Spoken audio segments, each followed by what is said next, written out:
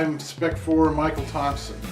I was a crew chief on command and control helicopters for the Dutch Masters, 7th of the 1st Air Cav. I'd like to share with you about a pivotal moment that changed the trajectory of my life. It all started from about 1,500 feet above the U Minh forest in southern Vietnam. The Major Thompson command and control ship said, "Wait one, I want to take a prisoner. Cover me, we're going to go down and pick him up." As we got closer, I could see an individual with his black Ho Chi Minh pajamas standing in the opening, waving his mosquito net. And Major Thompson said that, "Tommy, it looks like a trap. If you got to, take him." And as we got closer, I could see some facial hair on his face. I could see that he was taller than most Vietnamese and that his eyes looked different. I held my fire. We got closer, and I could see that he was an American. I said, "Well, sir, he's an American." We got closer. I helped get him on the ship. I held my 45. I had my 45. I didn't know exactly what he was, and got him on the deck of the ship. I had a 45 at his head, and he was yelling, "Go, go, go!" And he started praying. I was returning fire with one hand. I had the 45 and an eye on him with the other, and he was just there praying on the deck of the ship as we pulled out of the forest of darkness, out of the U Minh forest. And then we cleared him, found that he was an American. We gave him my helmet so he could communicate, and he said his name was Rowe, R-O-W-E, Rowe. That was the day I met James Nick Rowe, First Lieutenant, soon to be a Major, Special Forces officer, who'd been a prisoner of war for 5 years and 3 months. Nick Rowe originally was from McAllen, Texas. He was born and raised in McAllen. He was a devout Christian.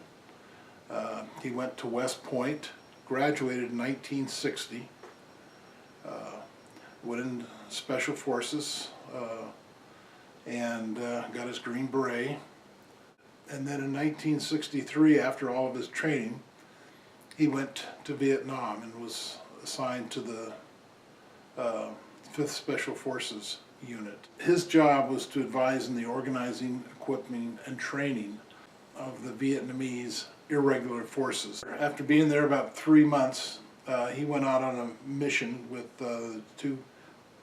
two companies of Vietnamese and 3 American advisors. On October 29th, 1963, First Lieutenant Nick Rowe, Captain Rocky Versace, and Sergeant Dan Pitzer went out on a mission with about 80 men. They've been training the guys, and there's a group of VC moving in, trying to set up some sort of command post. And so their job was to go and clear them out of the area. They went into the village, found that the VC had left when they heard they were coming, and then so they started in pursuit of the VC. But they had bad intelligence and didn't know that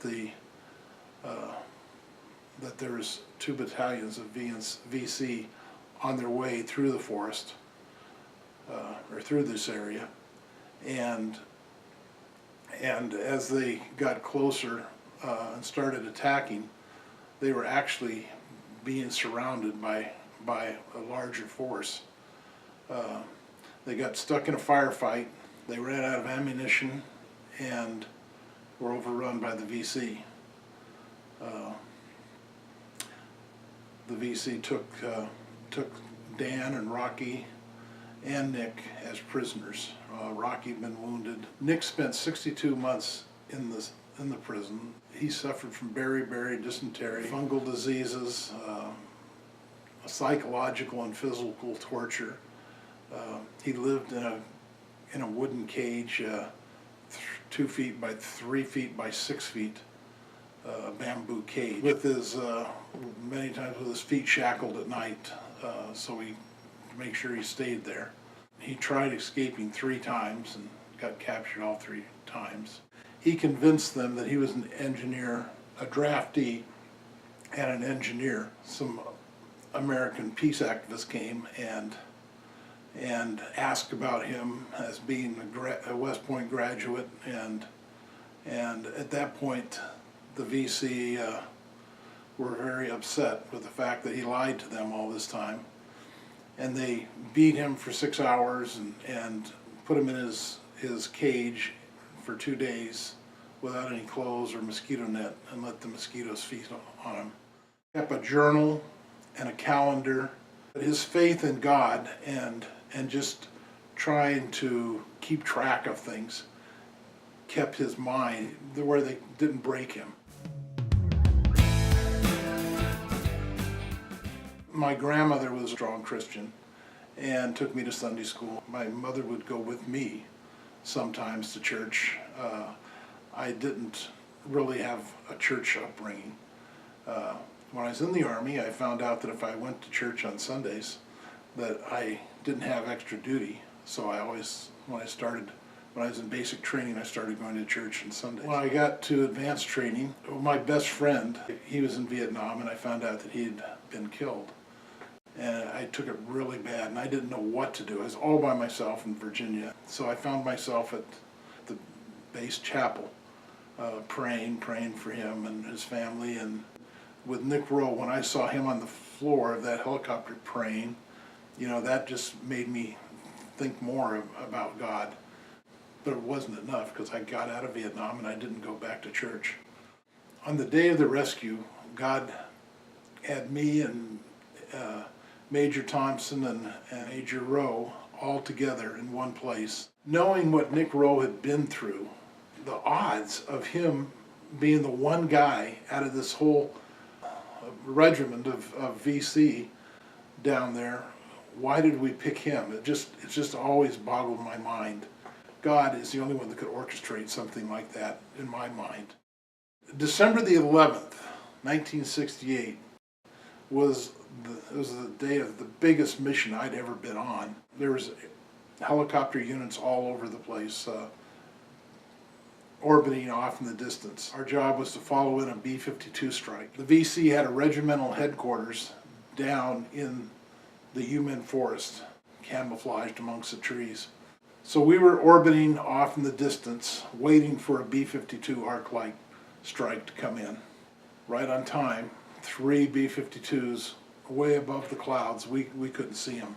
But all of a sudden, you could see the trees flying. I mean, the trees, the mud, everything was flying up in the air, 100 feet. There's 20-foot craters. Whatever was in the path, it was just destroyed. They went on for about a mile and, I don't know, hundreds of yards wide. But just to see the mass destruction from these bombs was just unbelievable. I think each plane carries 27 tons of ordnance, and there's 3 of them, and they just devastated the forest. Then, as soon as they were done, our job was to roll in and do a search and destroy mission, and just search and find whatever we could and destroy it. That day, we went in and found propaganda flyers that showed that there had been some prisoners there, but we didn't really understand what it was all about. The mission went on for 20 more days, and the VC group splintered. They were going every direction trying to get away from all the units that were tracking them. On December 31st, 1968, after we cleared the forest, we headed to Kamau, which was the regional headquarters. And when we got there was people all over the place. The word had got out, and in the short time it took us to get out of there, to get back to the headquarters, hundreds of people had heard that Rowe had been rescued. And we had a hard time finding a place just to land. And everybody was so excited. His brothers were just glad to get their brother back. We start before the sun comes up and we fly till the sun goes down. Then we go back to base. And I just got back, I got my ship cleaned up and I went to bed and I was just beat. But I know I slept all night with a big smile on my face. So I never forget New Year's Eve. It's just a special, special night for me because that was the night we rescued, or the day we rescued Nick Rowe. After I finished my tour in Vietnam, coming back to the States, it was kind of hard. The night before I came back, went out on a mission I really wasn't supposed to go on, so I really wasn't excited to go on it.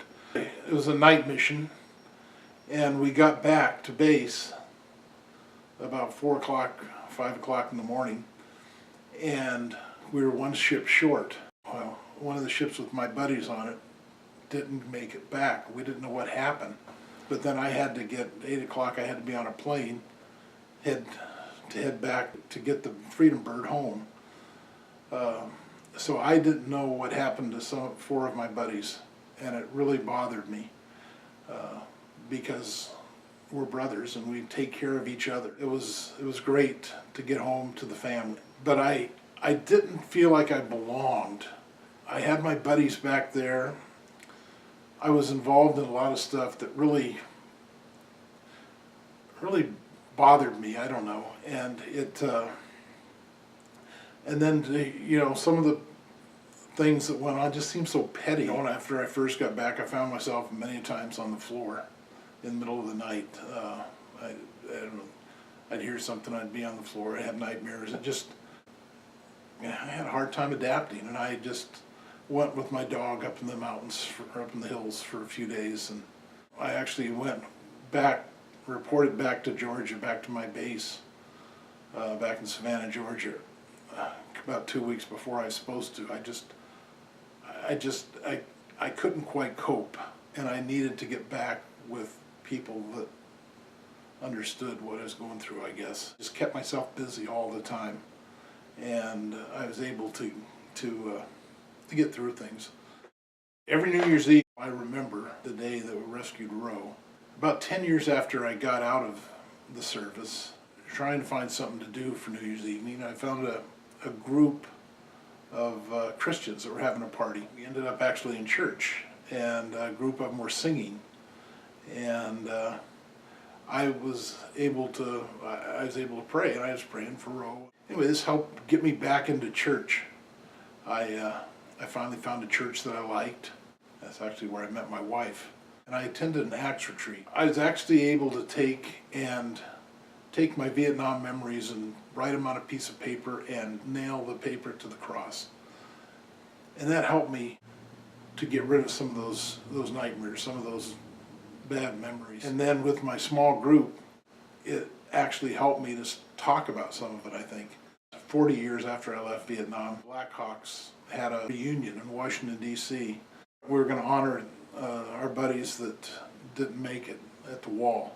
There's so many of those guys that, from the experience they had 40 years earlier, couldn't actually make it to the wall. And I was able to help 3 of them to get to the wall, and just so we can honor our buddies. It was hard to see some of them still going through such pain, but when we got together, we were able to talk about it together as brothers, because we'd been through it together, and we knew each other's story.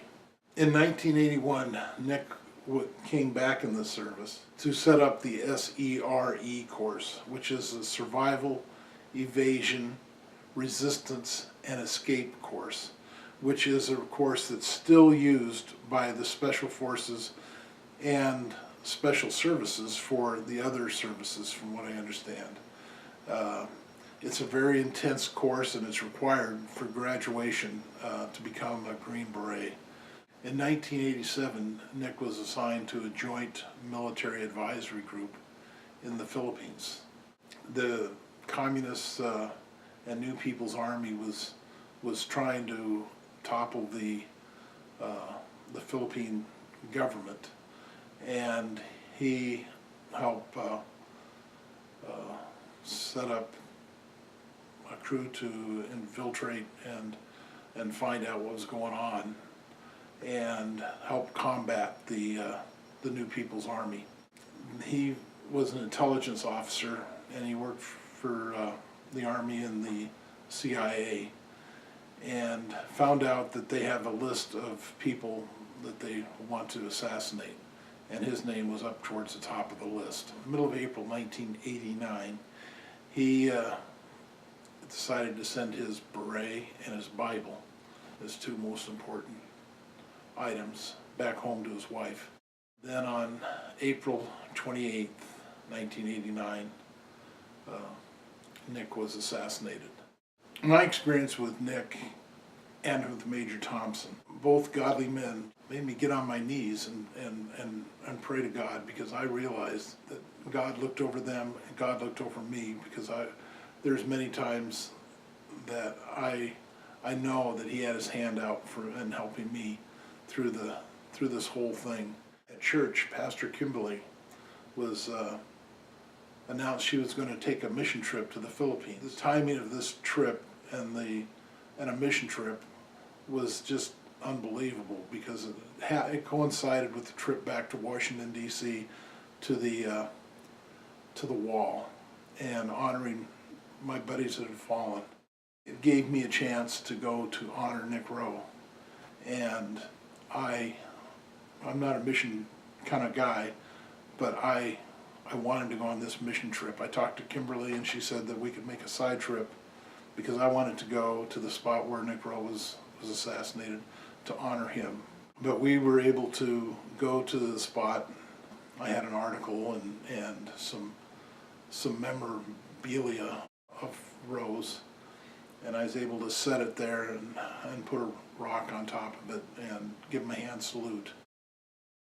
Later on other trips, I was impressed with one young man there that really was a real godly man. He looked like a real leader, so I was able to help him through college.